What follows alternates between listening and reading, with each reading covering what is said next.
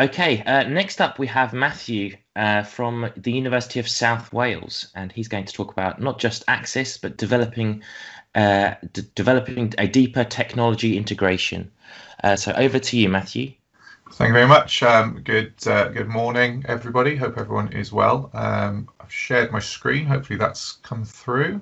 Yes, it has. Yeah. Yeah, perfect. Okay, so welcome everyone. My name is Mathew Pullen. I'm a senior lecturer in education at the University of South Wales, I wanted to talk really about not just providing access in these times, but also considering that deeper technology integration, and hopefully this picks up on themes that other people have talked about as part of their talks as well.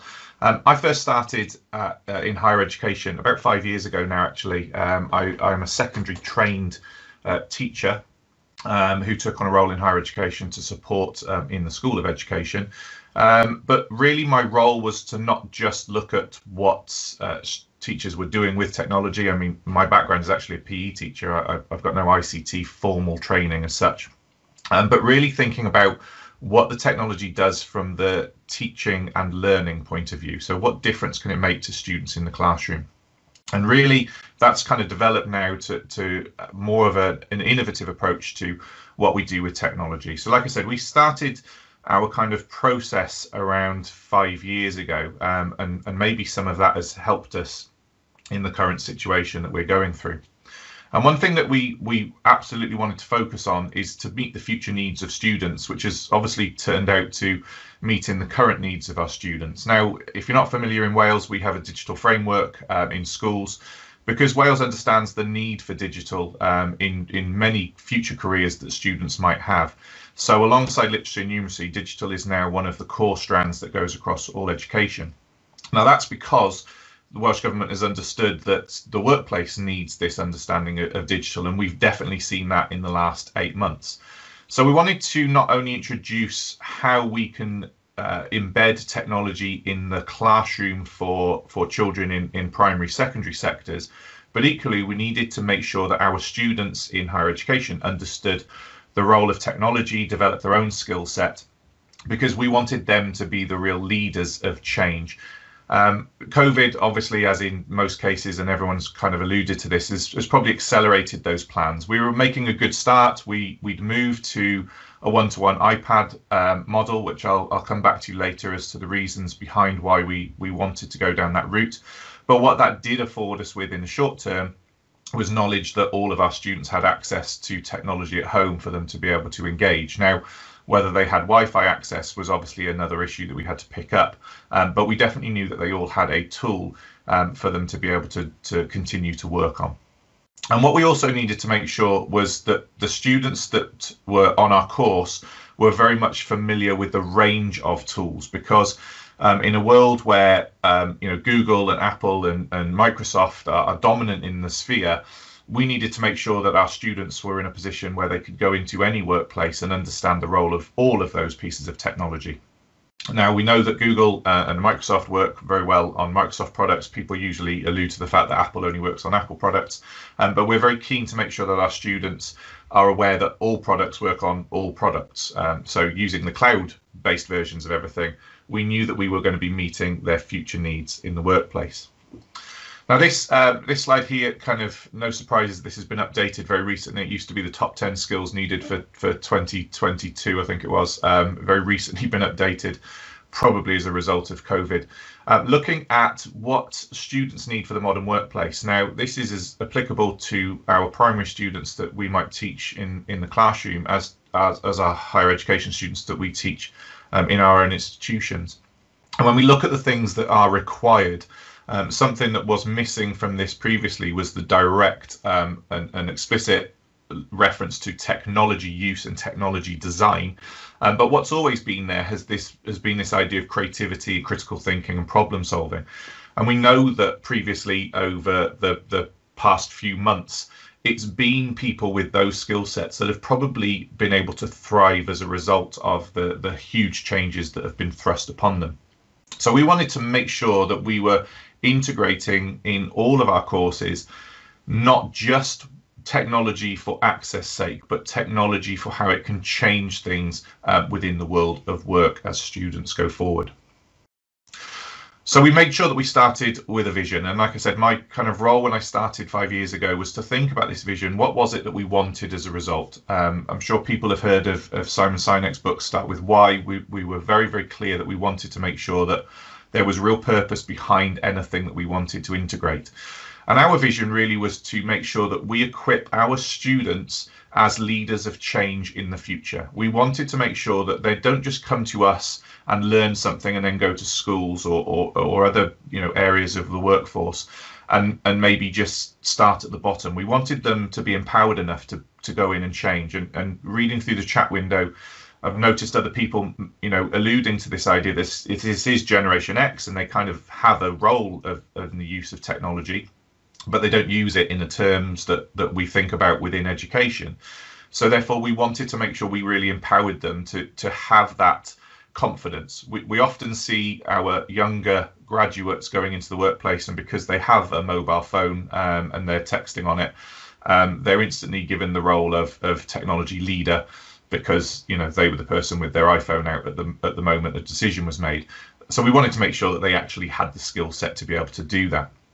And what we wanted to make sure was that we didn't just think about technology in its traditional sense of, communication tool and those things, but actually unlocking the huge different ways that it could be used and the different roles it could have. And although we're looking at this from the point of view of K-12 education, we're really thinking about expanding this into other walks of leadership as well. So like I said, technology is really there to make a difference. And when we talk about this, we know that learning in the classroom goes way beyond simply knowing facts, but it's what you can do with that information. And we talk about this in reference to the World Economic Forum report and the ability to be able to take information and do something different with it. And we know that sometimes in traditional schooling, K-12 schooling, that's something that can be lost. It tends to be about passing the exam at the end and not really about doing something with that knowledge. And maybe we're lucky and fortunate in Wales that our new curriculum that's being embedded at the moment talks very much to this idea of, what do we do with this stuff? It's not just about learning it, it's about what we do with it as a result. And we really wanted to make sure that our students understood that technology was more than just access, that it actually can be a solution to many issues. And we've seen that recently as people have had to move online and rely on technology in order to help them teach. But we also, when we hit COVID, had a group of students that understood that technology had its place even in a face-to-face environment as well. And that was something that we were really, really keen to talk about.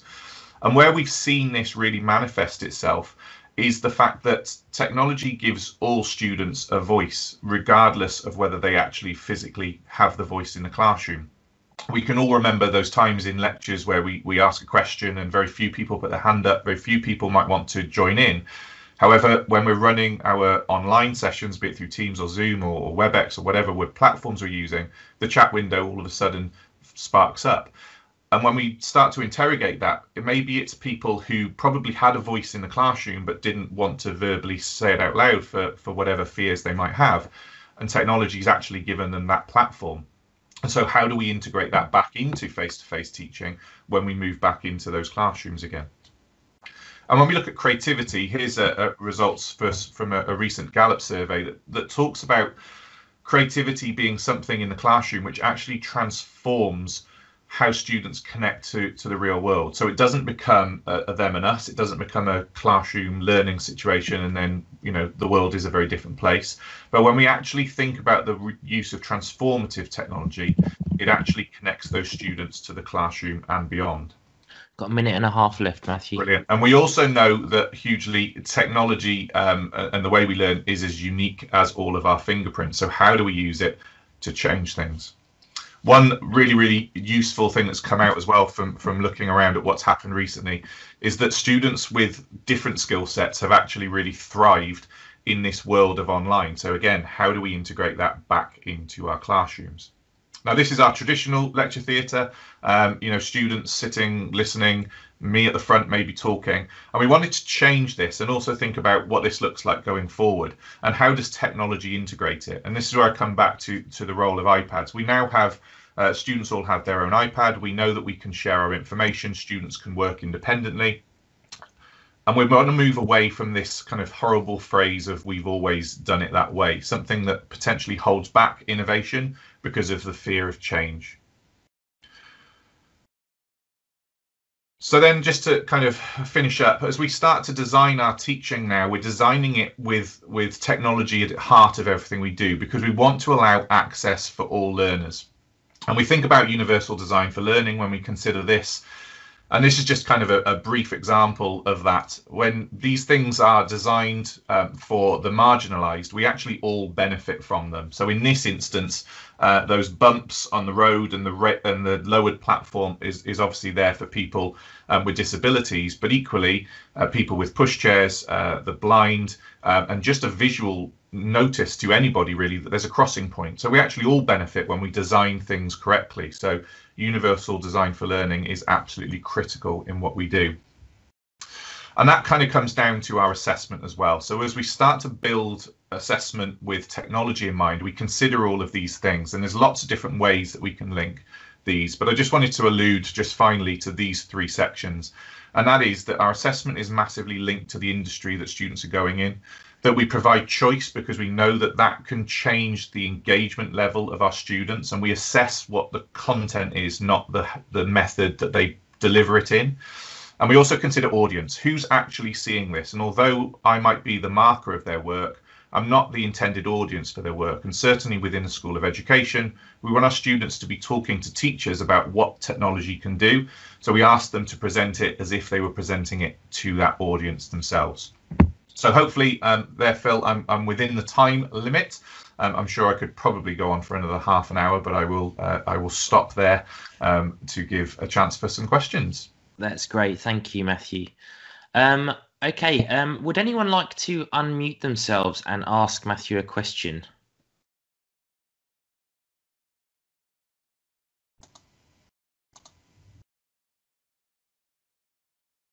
I'll ask a quick one, if that's all right. Yes, please. How did you engage and work with colleagues? Were they as enthusiastic as you are to take this approach? Yeah, I mean, it was a slower process at first. I think March or kind of mid-March accelerated colleagues' passion for doing these things.